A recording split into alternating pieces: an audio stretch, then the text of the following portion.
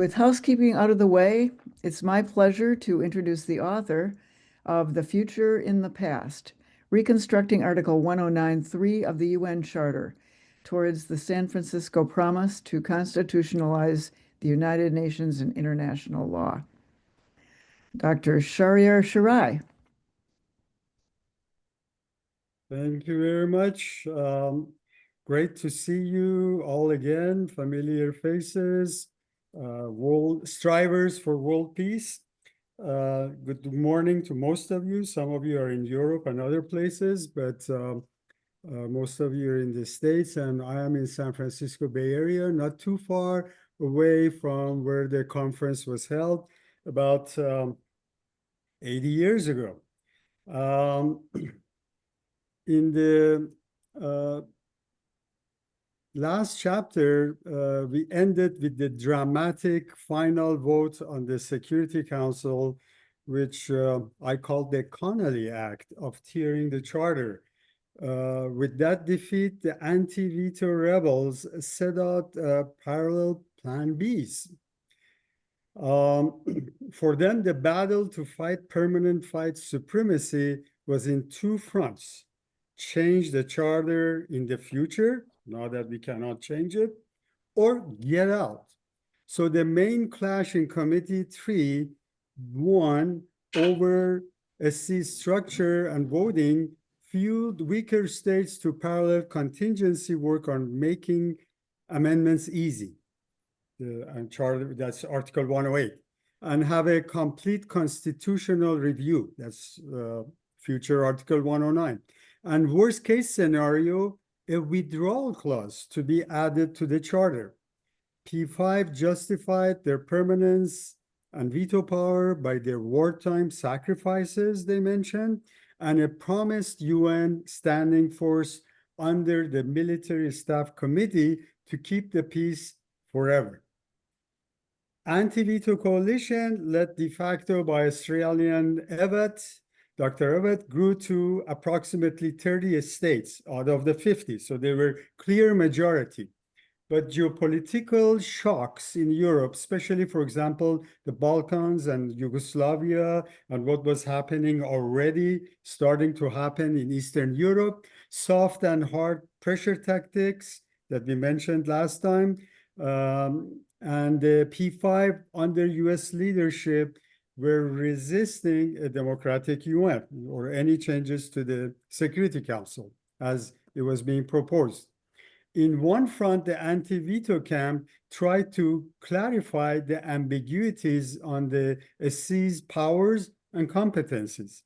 In Subcommittee 3-1-B, the anti-veto majority drafted 23 precise questions probing the veto, when the veto would be applicable. For example, in cases of just pure investigations, would that apply? Recommendations, would it apply? ICJ referrals, threat determinations, what's a real security threat? And what's like the abstention effect if one P5 abstains from voting?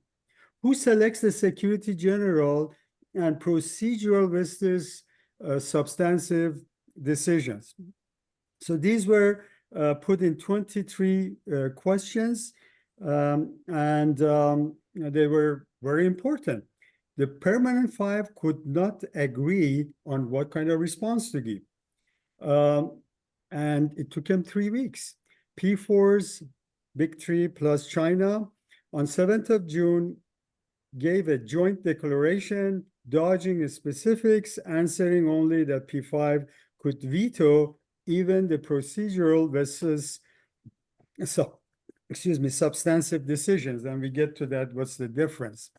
With clarity denied, 3 weeks lost, where the P5 could not agree amongst themselves, and pressure rising, as we saw in the last session, Connolly forced a binary choice: accept the veto or go home, paving the way for Article 27's SC voting adoption, despite unresolved interpretations of those questions and what may come. Another parallel move for states to save themselves of the possible tyranny of the P5 was just to get out of the UN if the Security Council proves to be dysfunctional. As reform of the Security Council as it bears seemed unattainable, some states saw the withdrawal clause via Committee 1-2. Opinion shifted toward allowing exit if charter change proved impossible. Yet fears of repeating the League of Nations unraveling prevailed. Netherlands was one of the countries pushing for a withdrawal clause, and even Russia wanted it, citing as Soviet Union's constitution had it. But the US was pushing that withdrawal not needed and cited the US constitution that doesn't have it. That exit strategy didn't get anywhere. No clause was added to the charter, no withdrawal provision in the charter text exists, only a commentary acknowledging limited withdrawal possibilities are in the legislative documentation of 1945.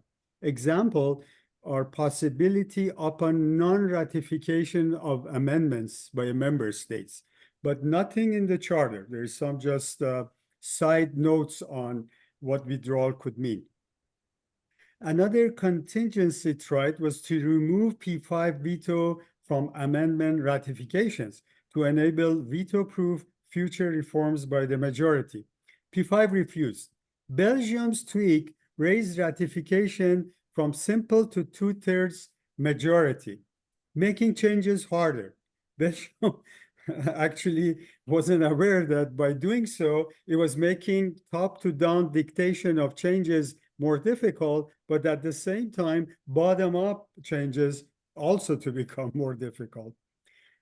Despite assurance, notably from China, that the veto might fade, Article 108 and 109, especially paragraph 2, entrench P5 concurrence, in other words, veto, for any allegations, locking the veto into amendment procedures.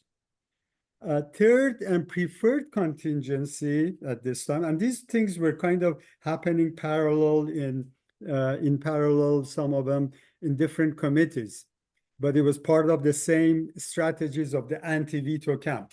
Their third preference contingency was time-bound charter review once wartime exigencies eased, that it would not consider one specific change, but a general constitutional review of what works and doesn't work and how to fix it to make it work.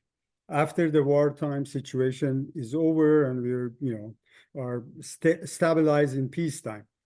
U.S. personalities, Stassen, Connolly, Dulles, at the conference started to like the idea and framed revisions as normal constitutional evolutionary process, citing the U.S.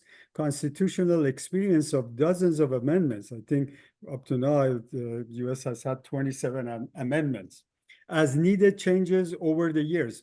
UK and China were receptive. USSR was not too happy. Taking the green light, Brazil, Canada pushed for a review within 5 to 10 years. Though that specific joint text failed on two-third threshold, momentum produced a P4 compromise fixing a 10-year target rather than 5 years for a special review. Russia still did not want any review, but was playing along. The breakthrough compromise came as Article 109, paragraph 3, guaranteeing that if no review occurs earlier, the 10th GA session must place it on the agenda. Then a simple GA majority and 7 C votes, no veto, would suffice to convene it. The full Article 109, paragraph 3 was adopted. In paragraph 1, the full article, the paragraph 1, regular reviews can occur by decision of two-thirds of GA plus Security Council majority, which has never happened, never adopted. In paragraph 2, amendments from reviews still need two-thirds of members, including all P5, their concurrence. In paragraph 3 was the founding fathers' gift. a special one-time 10-year review with lower convening threshold, just the majority, not the two-thirds. The spirit of the deal was for weaker states to accept a temporary veto in exchange for a democratic UN, a scheduled opportunity to reconsider it. P5 publicly expressed goodwill. US, UK, China, France, they were all supportive. USSR was reserved but abstained from blocking the adoption of the San Francisco Promise. Delegates in high spirit of the Great Compromise even voted by show of hand the venue 10 years hence, symbolizing confidence that review would take place.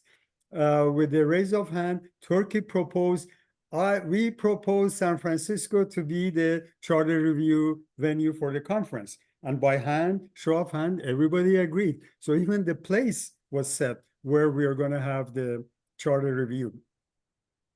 In chapter 6, we examine the first few years, moving to chapter 6, a few years after UN goes to work. In the first session, so 1093 was adopted, nothing else really was of the hope of any future changes coming. In the first session being held in London, because New York City building wasn't ready, donated by Rockefeller. So for the first couple of years, the sessions were in London. Right at outset, USSR used its veto for foreign troop withdrawal from Syria and Lebanon.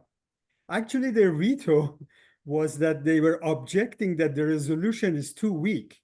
We've recently seen that in a couple of other cases on Gaza.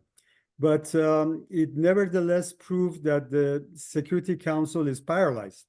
The veto was unleashed more frequently and most conspicuously by the USSR, even on issues many considered procedural, producing stalemates on new memberships. Remember, we had the enemy states, we had all these emerging countries from colonial powers. So even agendas, credentials of people and countries, and routine administration was being vetoed by USSR.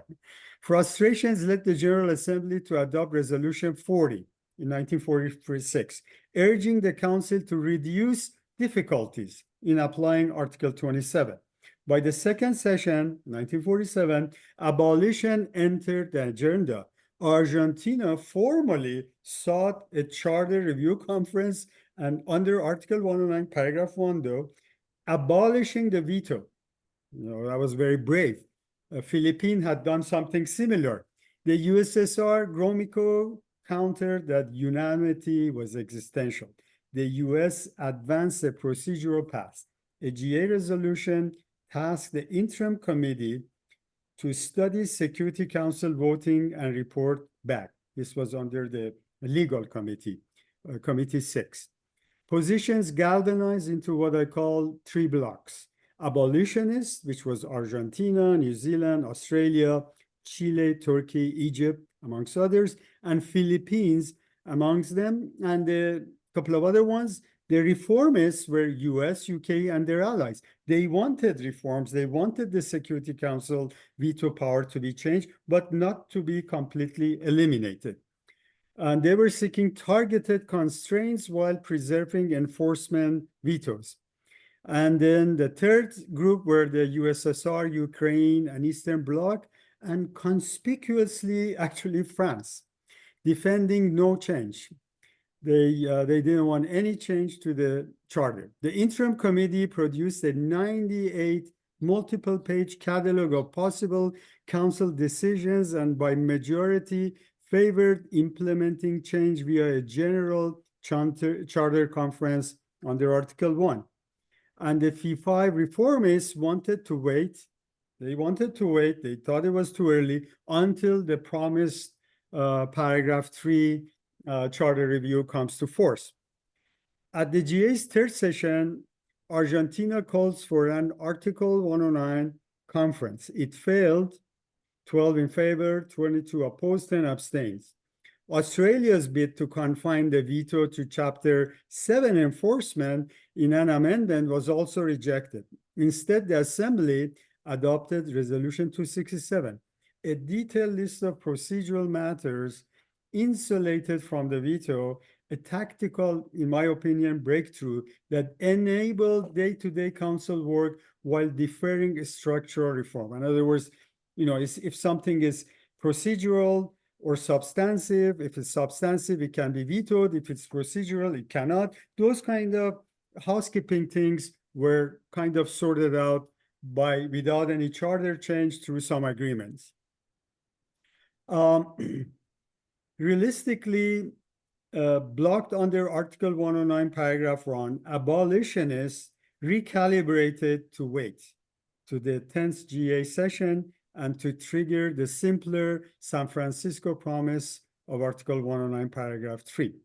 Moving on to Chapter 7, the chapter surveys events leading to GA Resolution 992X, my I don't know, ideal resolution in 1955. That was the creation and work of the Arrangements Committee in 1955 to 1967, and post-1967 dormancy to now. It asked whether Article 93 was fulfilled or remains operative, and frames two blocks: reformists, many small states, US, UK, China, at times, versus conservatives, the Soviet bloc, and often France, to assess legal status and good faith performance of the promise. That's the objectives of the chapter.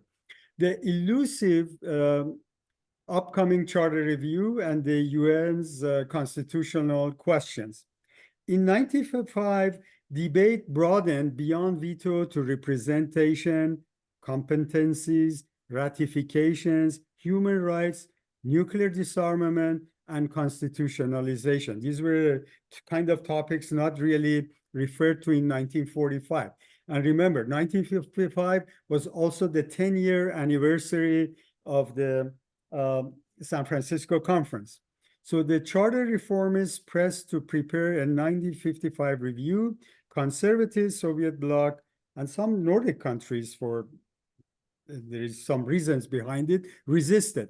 The US publicly supported review conference thanks to strong domestic world government currents, concurrent resolutions in the US Senate and the House calling for UN charter reform and a stronger UN. This is Professor Barata's specialty, and that's where I got the reference information. He can explain maybe in question and answer, but very important. The mood in the US was a strong UN, a kind of a world federation light, and a UN that works, and world peace. In the meantime, France, the newly co-opted P5, liked its granted world power privilege and in effect had joined the Soviet Union bloc in discreetly opposing any charter changes. 10 years on, the UN constitutional debate coast to coast started in New York, ended in San Francisco, but it was just, ceremonial. It was important at the 10th GA, 1955, and the San Francisco 10-year commemoration, which also happened to be again in 1955, where the charter review was supposed to happen. A 2/3 reformist majority floated packages democratizing the Security Council, veto curbs or its abolition, expansion of UNSC, more members, universal membership. In other words, all member states, including enemy states, can now become members. And the reform proposal also promoted human rights institutions, specifically now.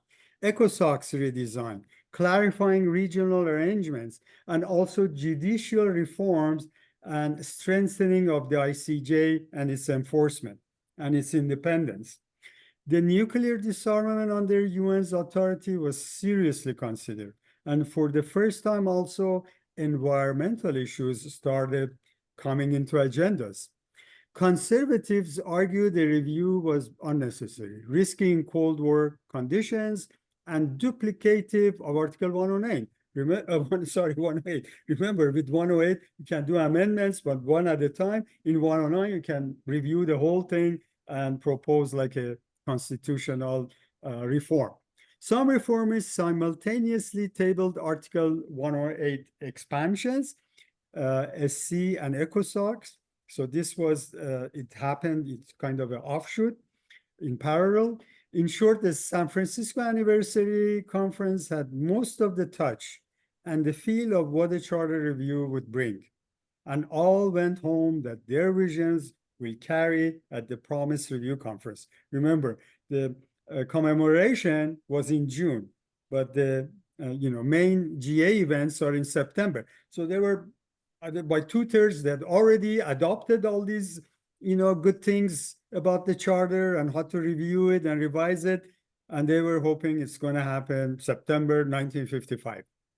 The charter reformists' quest and founders' promise to seize the moment. Reformists invoked the bargain of Article 109.3, a time-linked simple majority path to a general review. A 6-power draft resolution supported by the US called for a review but it said at an auspicious time, and for establishing a committee to propose time/place by the 12th session, promoting legal, in other words, 2 years from now. Instead of having the review, US said, let's have it, but let's have it 2 years from now. That prompted legal objections by countries like Pakistan, Norway, Yugoslavia at the time, that paragraph 3 obligated fixing time and place at the 10th session itself, that it should not be postponed to 2 years later. But the P5 argued that yes, but the time was not auspicious. GA, General Assembly, adopted Resolution 992X, 21 November 1955, decided a review conference shall be held and at appropriate time. It created a universal arrangements committee, meaning every member state can participate, to recommend time and the place and the agenda. To reinforce detailed research and documentation work was also part of the resolution. In fact, a lot of my work is from those documentations that in 1955 were authorized and budgeted. And they transmitted the decision to the SC. The SC Security Council concurred via resolution 110 of the Security Council. Here, the results are interesting. There were 9 yeses. Remember, there were 11 at the time, members in the Security Council. There were 9 yeses, 1 no from USSR, but veto didn't apply, 1 abstention, and that was from France. Legally, Article 109.3's GA plus Security Council thresholds were satisfied. That is, both adopted the resolution and only the date and the venue remained to be fixed. From 1957 to 67, the Arrangements Committee repeatedly extended its mandate, and it was extended by GA resolutions. In 1957, 2 years after 55, being the first extension, and Resolution 1993 in 1967 being the last one on the subject, with many interim resolutions in between. And there was work being done, like under Ghana's leadership in one of those years, they again came up with really fantastic ideas of how to change the charter, but it wasn't official. All postponing the actual review conference, but still keeping it, and quote unquote, in being. The word in being is part of the resolutions. In fact, waiting for a green light from at least the Western P5. In 1963 subcommittee canvassed especially the P5, by then US, UK enthusiasm had cooled. And all P5 effectively favored the status quo. The committee stayed alive, but indecisive. By 1967, it proposed remaining in being without, this time, reporting a deadline. So it remained, the Arrangements Committee remained, but no date was set. Now, something interesting side event that happened was the need arises to amend the amender. In other words, Article 109. But which paragraph? Security Council and ECOC SOX expansions that I'm sure you're aware of, it happened between 1963 and 65, very interestingly had neglected updating Article 109. That how, if that is because now there was more members in the Security Council, how the voting would be done if Article 109 charter review comes up. When GA questioned the Secretary General, it was Utant at the time, he proposed changing the Security Council passing votes from 7 to 9, which makes sense because of the number increase. And then he said initially, let's delete 1093 because it's obsolete. That brought up a big discussion, and after GA debates, a state preserved 1093 and amended only the paragraph 1 for the voting numbers to be changed. The majority view under its Australian chairman prevailed that, listen, 1093 remained operative because the conference had not yet occurred, even though it was now 1967. And deleting it gives the impression that it was held, which it's not. So let's keep it. And that's why you still see 1093 in the charter. Now, scholarship on Article 1093. This is the I think, kind of showstopper for a lot of countries and a lot of international law lawyers when they look at 109 paragraph 3. Is the paragraph obsolete, as Utan said? A sort of a Bible in the UN reference library is the UN Charter. It's called Commentary, published every 10 years by a group of German scholars. They are not part of the UN or the legal committee, but their book is used a lot as a source, and I've used it too. The commentary edited by Bruno Suma in Germany, in the section on 1093, so in each chapter, each article, they have a section on 1093, labels 1093 obsolete, but he has misread the 1965 records. That's what Utan said. But then General Assembly said, you're wrong. You cannot say it's obsolete because it hasn't been held yet. The Sixth Committee rejected deletion precisely to signal the paragraph's continuing effect and partial, not full implementation. Legally absent of a held review or a repealing General Assembly Act 1093 persists, unexecuted in full and arguably breached both legally and in spirit. Setting the date and place, the last rendezvous. GA Resolution 2114 in 1965, previous to the last, again kept the committee in being.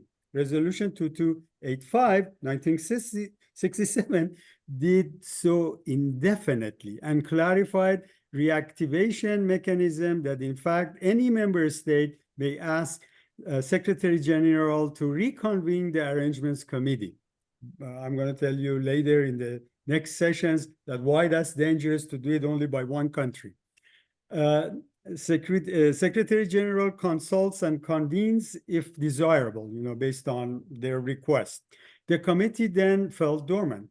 Yet UN yearbooks, which were very valuable to me, I was looking at every single year, for 25 years, up to 1995, 25 years later, almost 50 years after 1955, that the arrangements committee existed, but did not meet that year. So it was in the official roster.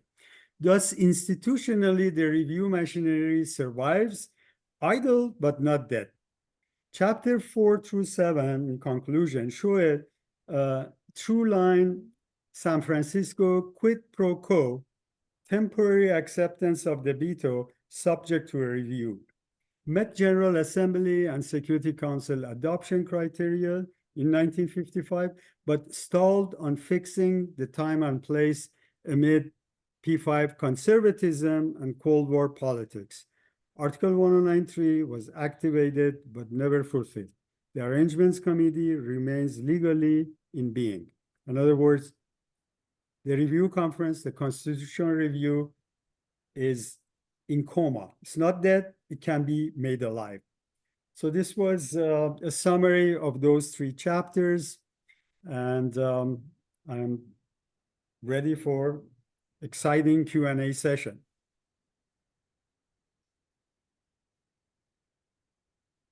So, are there questions for Sharia? Well, I have one that I can start things off with, and that is that I was impressed that the perspective of Russia and others who didn't agree to have the review were included in a very, I think, fair-minded way. But the objection of Russia, if I recall, was that if there wasn't, okay, Russia talked about unity, that the agreement was the Security Council would be unified, and that if you do away with the veto, then the unity would be dismissed. So, framing things in a different way, and also saying that if they don't have the veto, then Russia was afraid that it would be always outvoted, and it could never, it could never have its way. And I'm thinking this raises a question about democracy in terms of one person, one vote, or one country, one vote. I took a course in conflict about Ireland, in Northern Ireland, that conflict. And as I understand, the problem was that one side, they were so divided that the people on each side would always vote for theirs. There was no crossover ever on issues. And so it made it so that one side felt they could never be represented. I'm wondering what comments you might have about, is this a problem for democracy? Maybe the concept of democracy needs to be, a little more thought about more deeply than just one person or one state per vote. Okay, well, I think this is a very hot topic. You're absolutely right. No easy answer. But my experience in studying regional organizations and, some sort of federalist countries is that there is a solution, and that's qualitative and quantitative voting. In other words, for example, we have this same issue in European Union. You have a small country like Luxembourg, less than 1 million, and then you have Germany, over 80, 90 million people. And then how are you going to make decisions where some of the rights of Luxembourg are being held? Now, in the US, what do? We say, okay, we got the Senate and the Congress, but theirs is more complicated. I wouldn't say complicated, but more fair. In other words, first of all, it depends on the decision, and then the decision could be two-thirds of the population versus two-thirds of the states, for adoption of a resolution. So like in case of Soviet Union, they were right. They were, especially in 1945, they were the only communist country. All the other member states who were participating, except like Ukraine and Belarus, they were mostly Western supported and Western anti, capitalist. So to them, it was existential to have the veto.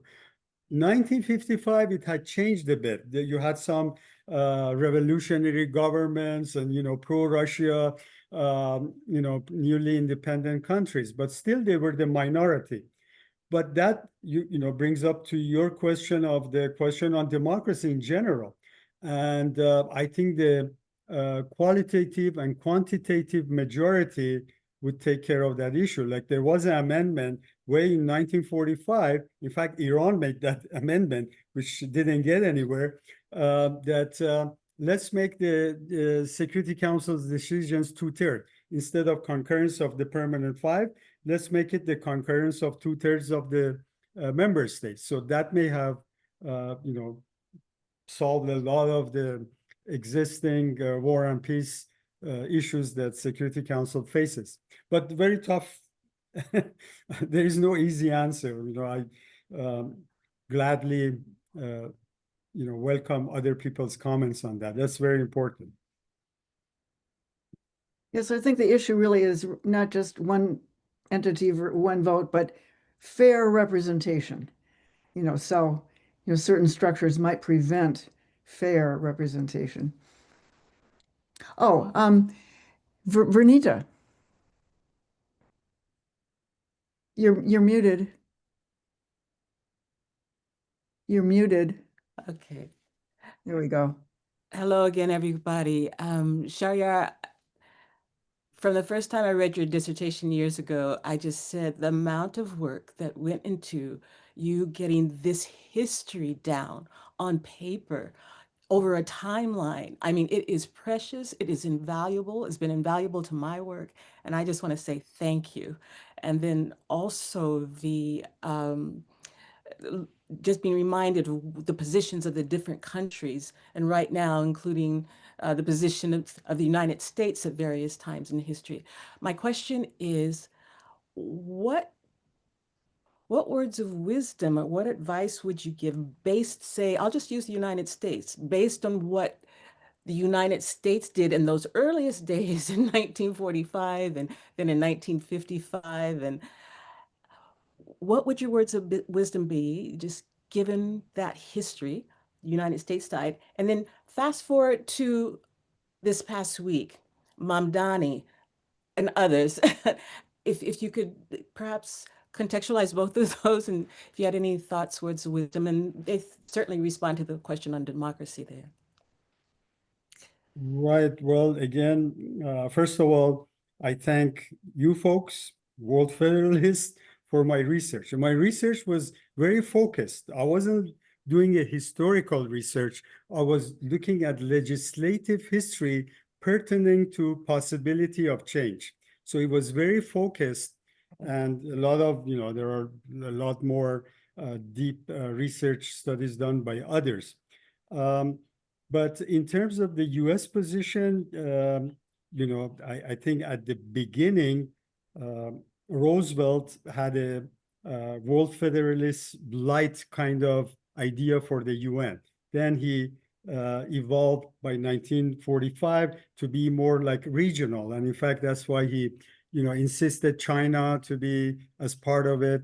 And, trying to have a regional kind of resolution overlapped in a UN type of architecture. But the US was genuinely wanted the UN to work. And they really believed in the UN.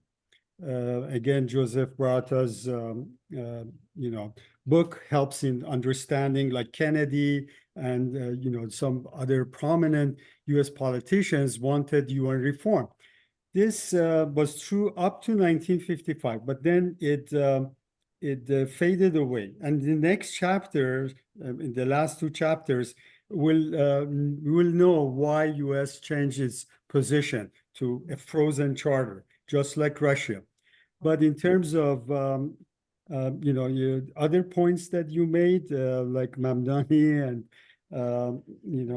what future brings, I think other colleagues can contribute more, or yourself. Maybe you want to say something on that. My sense, and I'd written a short piece on some of the folks in the quote unquote progressive lane in the United States, I think would be much more open to the ideas concerning charter review.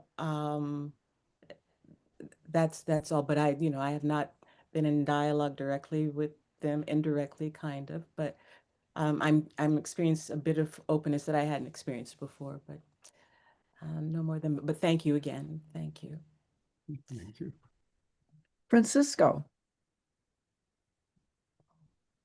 you're mute.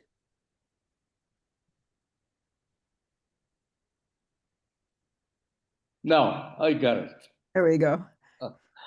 I would like to ask dear Sharei, if you agree with the Mexican Center proposal that once we have already installed the General Conference to review the charter, our proposal in Mexico is not to make any proposal to reform the charter, because we think it is a waste of time. Our Mexican proposal since 20 years ago is not to make a proposal to reform, but to transform the entity, organization of the United Nations into a world parliament. That is our proposal since many years ago. What do you think, my dear Dr. Sharif? Well, as I said, Francisco has been always on this topic and introduced me to 109 paragraph 3. And thanks for the reality check. Again, we're going to talk about in the last two chapters. I think any kind of reform is going to be, it won't get anywhere. In other words, it's going to be the kind of situation where you cannot solve anything unless you solve everything, which means transformation, not the existing tweaking here and there, the charter. Like, what do you do with the climate change? How do you handle climate change, which wasn't even thought about at that time? How about artificial intelligence and governing artificial intelligence? How about space mining, space militarization? So you're absolutely right. I think reform is not going to work. It needs to be transformation. And the transformation to me is when the people get rights and the people would be presented in a parliament and there would be legislation. In other words, constitutionalization. I think transformation you're talking about and constitutionalization I think about is more or less that's where they would converge. Thank But you thanks for so pointing much. it out. Thank you. Joseph, you're on mute, I think. Thank There we you. go. Shari, I would like to ask two little very short questions and matter-of-fact questions, and then a larger question about politics and legislation. First of all, in your dissertation, you are listed as Mahmoud Shari, and yet you seem to prefer another first name, Sharyar. Which is it? Which do you prefer? Okay. Well, actually, good question. The Mahmoud Shari was always my name at school, birth certificate. But my parents, which is an Arabic Muslim name. And then my parents called me Shahriyar, which is actually a Persian name. And I thought it means, like the royal or the king. But at Gandhi's, we were at a conference of high justices in India.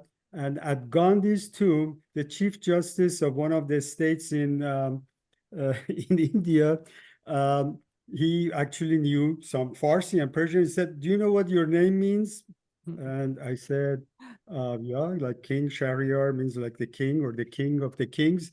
He said, no, it's Shahr Yar. And Shahr means city and Yar means a friend of, which is right, if you break the words. So I liked my nickname and I added it to moved my first name to middle. Still Mahmoud is there, but Shahryar is friend of the city. So what would you like us in the public to say? I think, to be honest with you, I think the easiest would be Shari, because for you guys, your friends, you can call me anything you want. But I think for the public, Shari would be easier than Shahriyar, 2 syllables.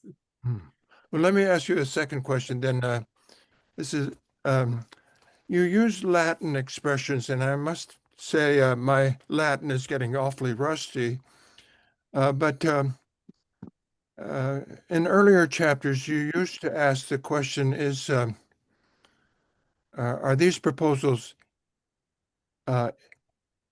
infra virus or ultra virus? Well, infra virus would mean within or in beneath our powers.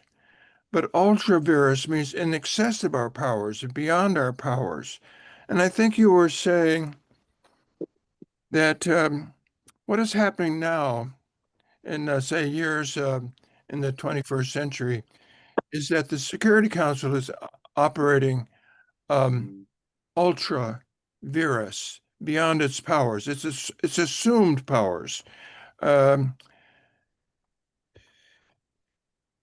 and I think that's, let me know if that's correct, because it's a big distinction. If the Security Council is usurping powers, that draws the challenge that it's illegitimate.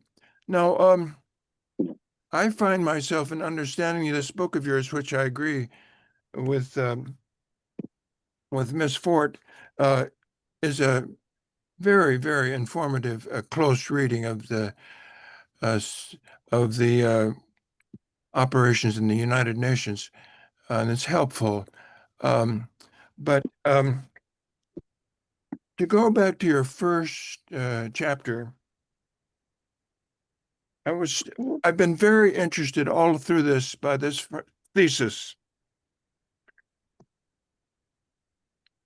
On page Roman numeral 2, by the way, the Security Council since 2000 has deployed its auto-interpreted expanded powers in the diverse areas of court making, law making, defining criminality, and sanctioning non-state actors as criminals. So as I follow you, especially as in this latter part of the book, in the coming two last chapters, 8 and 9, you're arguing that the Security Council has begun to act like a world legislature. And sometimes you actually say that it's functioning like a world government. That is, it is legislating binding rules upon individuals. And these are mostly criminals in the transnational terrorist network that it wishes to suppress, but the Security Council defines them as terrorists and lawbreakers to start with, even though there really isn't a statute of the United Nations that could be cited as the standard of their violations. The point is, as you argue, I think with troubling power, is that what we used to imagine in a world government was something like the formation of the United States when the people, the patriots, the majority of Americans back in the 18th century decided that they would create a government to protect them. The very thesis of John Locke. Well, what you're saying is this has never worked, and the states are resistant to the kinds of reforms, including abolition of the veto, because it would elevate the people of the world as sovereigns. And the present system protects the states as sovereigns. And what you're describing in this book is a kind of sovereign usurpation of power that belongs to the sovereign people. But it's effective. This is what's so troubling to me. The Security Council wages wars, and it dispatches forces to apprehend terrorists, and it lays waste to whole cities, as in Iraq.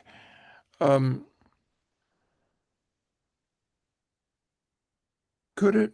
I mean, I think that what is happening is not that a great democratic upsurge of the people is taking place and is offering to the sovereign states a better organized union government. No, not at all. What's happening is that, starting with the Americans, the sovereign states are usurping powers that belong to a popular government. And we're going to see a kind of imperial order imposed upon mankind as this continues. Frankly, the reform of the Charter in accordance with Article 109, I find a long shot, and I just don't think we cannot compel the United States and the other P5.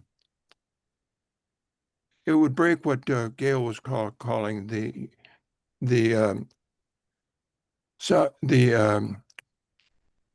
great power unanimity. The great power unanimity is actually the principle by which the United Nations works at all, even when states usurp powers that belong to the people. And so we're having what's happening is a kind of imperial usurpation of power until we finally have some kind of rules that are actually obeyed. And the whole democratic process has been superseded. I think that's what you argue in the whole book, especially by the last chapter. Okay, you mentioned quite a few different things, and I need to clarify.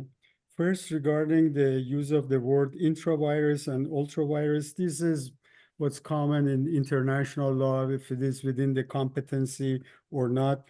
The hegemonic between the period of, after the Berlin Wall breakdown until recently, let's say Ukraine war or, pandemic,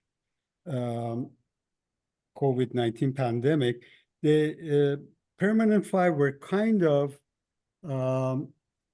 acting in unison. And that's when they were being hegemonic. So when they veto, the Security Council becomes dysfunctional. When they are in agreement, it's also might be dangerous because they are acting in hegemony. That's when they started legislating. That's when they started to make courts. For example, just right now, the Syrian president, there was a resolution sponsored by US. I don't know how many of you read in the news, that the Syrian president was taken off of the Al-Qaeda list of the UN. So at one point they put him in, all the permanent five agreed, but then, the US says, no, that guy is no longer a terrorist, he's president of Syria. So, take him out of the list. And every country except China voted yes, China abstained. So the point is that they could make people criminal, they can make legislation, which is like a world government, but are they legitimate? Who are they? There are only 15 countries and only 5 of them are making the decisions. So we had a period of about 20 years that they were acting hegemonic. And, like the Patriot Act got implemented globally, in terms of in name of terrorism and money laundering, but then when they are not in unison, then they are paralyzed. Like, for example, climate change. But can Security Council can do something about it? But when it came to the vote that call it a global threat, China and Russia voted no, so it didn't get anywhere. This was sponsored by the European Union countries. Now, regarding the auto interpretation, that's the problem. This is the liberals, scholars and international lawyers call these activities of the Security Council ultra-virus. That is not in its competency. Why it's doing it? in my opinion, even though I side with the liberals, but it is within its competencies because the Security Council is worded so vaguely. The word peace and security can mean so many things. The fact that they can, under Chapter 7, call even, military, it just gives them not only a lot of power, but auto-interpretation. There is no checks and balances. There is no constitutional court that can check them. There is no legislative power that, can check them. There is no elections as such for the permanent five. The permanent five are permanently the five that we know. So the legitimacy is the issue with the Security Council.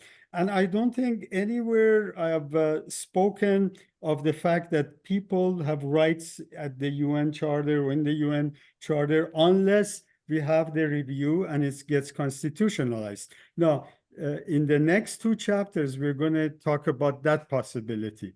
You're right. It probably would never get anywhere, but it might if there's a constitutional moment. But that we leave for next sessions. Other questions? Okay, I have another one then, and that is those who have wanted a review. I think the U.S. I mean, you mentioned the change of the U.S. position on this. There seems to be some worry that if there is a constitutional review, the result will be worse than what we have now. And I'm wondering, what is with the fear? What do people fear might happen that we don't think is desirable? Right. Actually, nobody has thought about charter review since, I would say, 1967, when the last resolution kept the arrangement committee in being, but then didn't set any date. So to be honest, only until recently, maybe after this book's publication, and now there is a coalition, supposedly coalition on Article 109. Only recently there has been interest in charter review, and a couple of diplomats and heads of states have also mentioned it in the last couple of September sessions of the General Assembly. So nobody has really thought about it much because it's such a grand thing, such a big thing. But in terms of, and we're going to talk about it more again in the next two sessions. But to answer your question regarding that we will end up with something worse, this actually was brought up to me with our own World Federalist colleagues. I first introduced this in Argentina in one of our congresses in Argentina about 10, 15 years ago. And I didn't get a majority to have a charter review based on San Francisco Promise. And the argument by Bill Pace and some others was that we are going to end up, the charter is going to be ripped. We're going to end up with the worst charter. Now, why that wouldn't happen? First of all, technically, legally, the permanent five, we still need their ratification. So if one of them doesn't ratify, the charter remains frozen. So that's one thing. There is a, sort of a plan B that wouldn't happen. Secondly, let's say it does happen. Let's say, before I get there, he was also mentioning that, we have International Criminal Court. It would be blown up. We've got all these human rights conventions. Then they would nowhere, they wouldn't be there anymore. But the fact is that ICC is not part of the UN. The fact is that all these human rights conventions, first of all, don't have any enforcement, don't have any court, and they are all separate treaties. They are not part of the UN Charter. So technically they remain intact. So our worry is that what we lose is not really true. Because first of all, the charter can still remain frozen. Secondly, all of these good things that we value, like the International Criminal Court, are outside of the UN. Then fast forward 10 years, guess what happened? Israel, tears the charter, in fact, he uses a shredder in the front of General Assembly. So the charter is already torn. Muammar Gaddafi did that, 15 years ago. He called the permanent five the true Al-Qaeda of the world. So the charter is already torn. Who cares about the UN in terms of peace and security anymore? The Secretary General doesn't get even a visa to go visit Gaza. So it's already happened. What Bill Pace was afraid of, and look at the International Criminal Court. What he was afraid of happened without the charter review. So we don't have anything more to lose by having a charter review.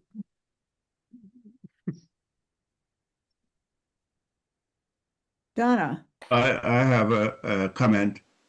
Go ahead, yes. Winston. Go ahead, Winston. This is a rich discussion. I want again to thank the author for the immense work that went into the production of the book he has given us. And I think it will have an increasing effect globally as people come to know it more. The idea, just a comment and one general question. The idea that a charter review would end up destroying everything, I think, is an exaggeration. That sounds very much like the conservative Burke when he faced the French Revolution. Everything was going to be destroyed. Except it's coming from a particular perspective, as it were. The role of the French Revolution, the world at large, certainly Europe in particular, cannot be questioned at all. The second comment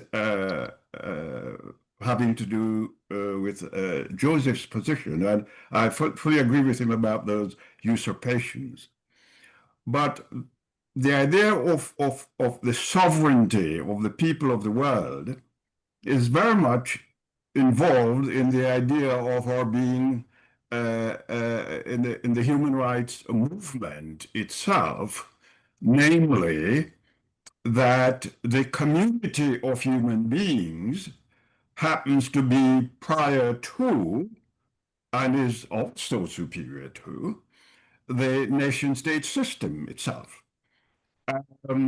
Once people become fully aware of that in a popular movement, I don't think the state machinery and the military will have very much to say about it. The rich and the powerful in the world are going to be leaning toward the status quo. We have to accept that. They are in fact influencing the direction in which the UN goes. Look how the Economic and Social Council was formed, how the World Bank and the International Monetary Fund, the voting system within them, they disclose a particular temper and attitude toward power and political leadership. So, my question to you has to do with the clamors about obsolescence of Section 3. That makes me very, very nervous, because I could see that becoming increasingly an argument by the P5 or some members of the P5 to avoid the General Conference for the review of the Charter. Only, as a number of people have said, a general review will allow for anything but an ad hoc focus on what I would call the amendment process as distinct from the review process. So would you say a little more about this obsolescence matter? And what is the basis for Uthant's claiming that it was obsolete? Okay, well, thanks for your comments and thanks for having confidence that not to be scared of charter review. In fact, that's the only thing we have to make UN relevant again. It's already irrelevant. Yeah, regarding the obsolescence, it definitely legally it's not obsolete. It exists, and the Australian and the General Assembly decision to keep it, whereas Utah said get rid of it, is another strengthening point that it still is in force. But if it becomes serious, and between us here, and maybe we don't want to have it in recording, if this becomes serious, the San Francisco Promise, exactly what Winston, you're saying, the permanent five are going to put or some of them, I think most of them, are going to put their finger on. Hey, this is obsolete. Forget it. You have to have a charter review if you want to have it under paragraph 1, which requires a whole process to be repeated again. And this is in fact the threat. Remember, there was a P5 and then there was a small 5. Switzerland became a UN member state only recently, I think in 1992 or 1995. So they were, gung-ho that we were going to reform the UN. We want a UN that works. So they created the small 5, S5, which was themselves, Jordan, I think one Latin American country, 2 other small countries. So they gathered a big momentum in General Assembly, about 100 states, in terms of how to reform the Security Council. Then they got cornered in the lobby of General Assembly by all permanent 5 that, listen, stop this nonsense. If you continue, we're going to drag it into 2/3 majority, like the paragraph 1 type of adoption, which 2/3 these days is almost, especially with the island states and especially with the proxy states of the permanent 5, is I think impossible to get. So yeah, they are going to be pushing on that obsolescence in terms of their trying to avoid a review conference. Donna. Yes, I want to thank Shahryar also for his wonderful book, and these discussions have been really interesting. Thank you.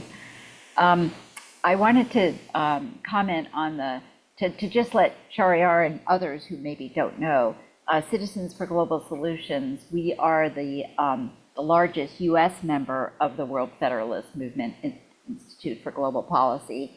And our theory of change does assume that we need charter review in order to change the UN.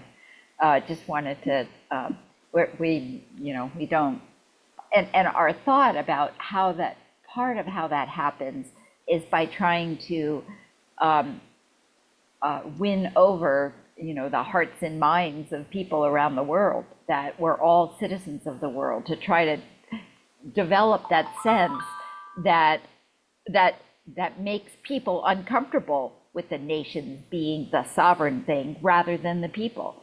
And that trying to encourage people to recognize that having the nations be the sovereign entities in our world has led us to war and famine and destruction and nuclear weapons and climate disaster. And anyway, so I know it does seem hopeless maybe, but we feel that you need to keep trying, because otherwise we're doomed to whatever, destruction. So anyway, that I just wanted to share that. Just a comment. Well, I don't know. Thanks a lot to both Citizens for Global Solutions and WFM changing their conservative sort of, they were very progressive in the first 2-3 decades, but then they became kind of conservative. They didn't even want to use the World Federalist, and they did, change the names. But you guys are back in track and very supportive, very practical in your approach. and thanks to the leadership, yourself and the other folks. But I think there is hope. We'll discuss it in the next two sessions. There is a good chance, especially now, because all these value things like international law, United Nations, World Court, these are all have become discredited. So having the appropriate structure and world government rather than governance, or a UN, which is a world government light, is not the need for it is felt. So the timing is right for some unfortunate reasons, but the timing is right, and we just have to seize the moment. Well, that sounds like a good ending of this session. We have a few minutes for if anyone has any announcements or anything. I have an announcement about the next two sessions. Our meeting in December will be Saturday, December 13. It's the second Saturday of December as usual. Also at this same, day and time, Saturday at noon Eastern time, we'll be discussing Chapter 8. That's pages 340 to 353. And then in January, we'll have a concluding session, session 5, January 10, again, the second Saturday of the month, January, chapters 9 and conclusion, pages 354 to 418. And you'll get, a message reminding you about those. So are there other announcements? I just had a question for Joseph. I sent you a message, Joseph, and hoping we could connect after the session today. Thank you. And Gail, I just want to clarify that we had spoken, since chapter 9 is the normative part, and I'm sure there's going to be a lot of questions and a lot of comments, constructive comments, I'm sure. So it needs more than one session, but chapter 8 is mostly legal, and I can do like chapter 8 and part of chapter 9 next time and dedicate the whole last session to chapter 9 and questions and answers, policy recommendations, that kind of thing, more practical stuff. Okay, so we'll revise the schedule. On December 13, we will address chapter 8 and also part of chapter 9. Yeah. So we can go ahead and read chapter 9. Our discussion at that might not completely address, the whole of chapter 9, but Right. I want to read chapter 9 for that. And then the concluding session will focus on conclusions. Right. Any regarding chapter 9. I was looking for the book to purchase online, and it's outside of my budget. So is there an alternative to getting hold of the manuscript or the book online in a different way?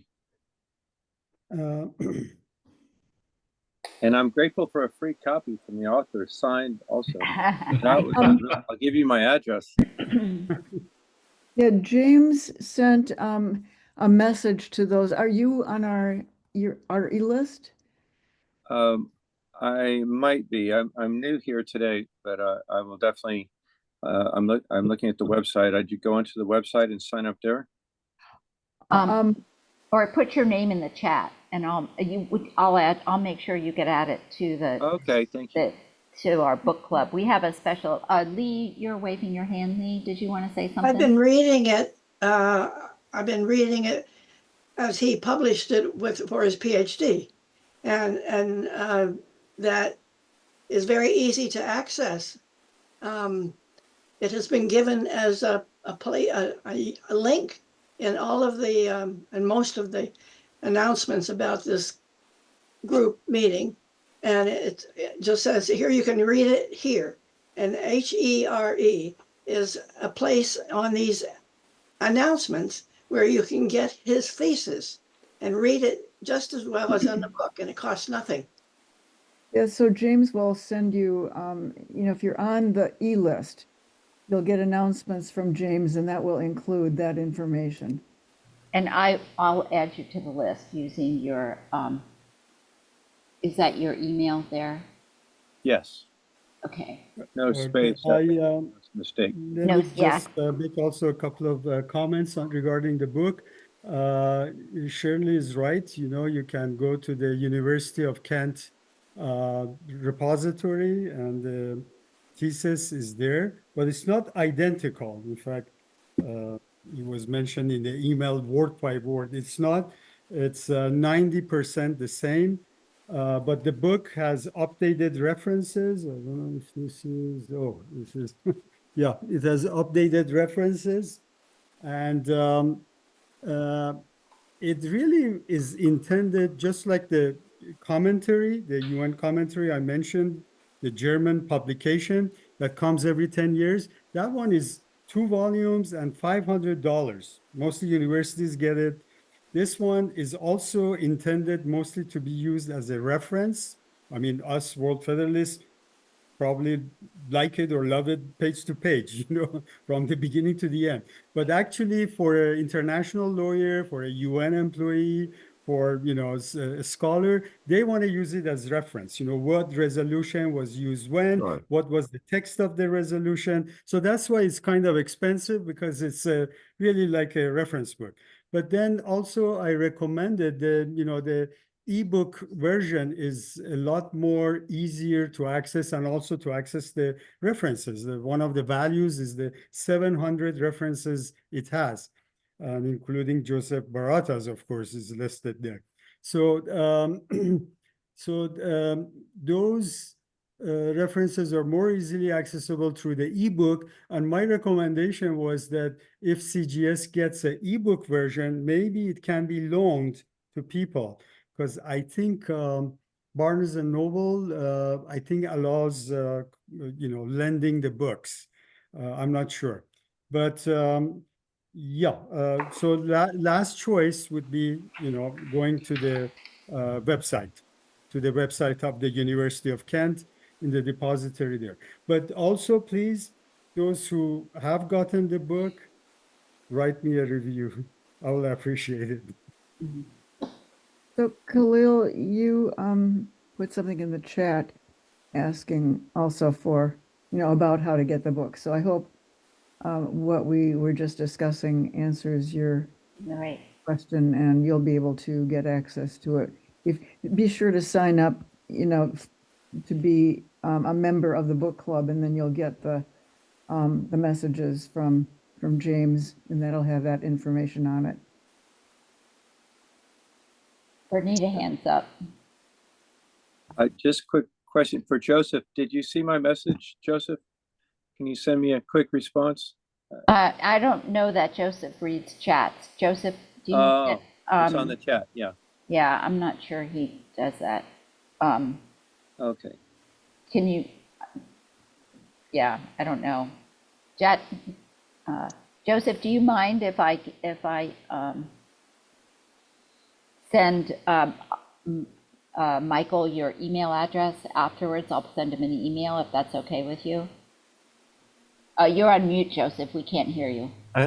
Please give my email to Michael. Okay, Michael. I'll send you an email, Michael, afterwards. That's perfect. Okay. That'll work just fine. Thank you so much. Okay. I think someone, Mr. Bernita? Khalil, put yeah, on the chat that how he can register for the link. Probably he's not in our CGS Yeah, list. put your, Khalil, if you put your email in the chat, I will make sure I add you to the list. Or, yeah, that's probably the easiest. Or you could go to our website and make a note that you want to be added to book club. But if you just put your email in the chat, I'll add you myself. Got it. Whoa. Bernita, you have your hand up. Yes, I just wanted to know the extent to which you understand the book will reach university libraries and other libraries, and suggestions that you have for incentivizing any institutions we're associated with to get the book. I'm not sure of the process, but maybe you are better. Right. Actually, I really haven't worked on the promotion of the book, but in Brussels, we've written, and a couple of the French-speaking universities have already obtained it for their legal, law department bookstore, not bookstore, library. So I think it's a perfect thing, a perfect book, and especially as a reference for university libraries. So I'm going to work on that, and also some key policymakers or advocates. We're going to send them free copies. So hopefully it would get more attention and more coverage in the next few months. It's something that it's not going to be out of date soon. This for 80 years, the discussions have been the same. The legislative history remains the same. And unless we have a new UN 2.0, the book is relevant, I think. Thank you. Right. And Joseph, oh, he's clapping. Okay, well, this is, we're just out of time, like we have 1 minute left. So we will, oh, Francisco, you have your hand up. You're on mute. One short comment, last comment regarding the transformation proposal. I just want to mention that the USA had a transformation at the Philadelphia Convention 1787 from a confederate regime to a federation. It was a real transformation of an entity. And just want to mention that. Yeah, bravo. Yeah, that was very, very important in history. Well, that's a good conclusion to our session. Oh. Thank you so much, everybody. And I put a link in the chat for getting feedback. We welcome feedback from everyone on today's session. It helps us, continue to improve book club. So if you could go check out the link in the chat to give us your feedback. Thank you. Just real quickly, I just happened to watch an interview by Wole Soyinka, who is the Nobel laureate for literature, the first and only out of Africa. And he was doing a comparative assessment of what was happening in Uganda compared to what is happening in the United States now.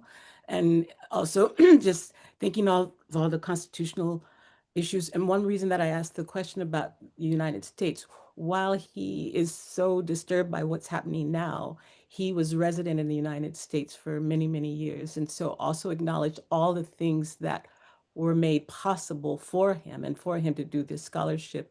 So when you, Fernando mentioned Pennsylvania and the like, to pull on those things, the history that you, Share, have certainly laid out for us in terms of your focus on Article 109. So thank you. That's all. I'm done. Thank you, everybody. Okay, well, that's a wrap. Thanks, everybody, and we'll see you on December 13. Yeah, thank you, beautiful people. Peace on earth.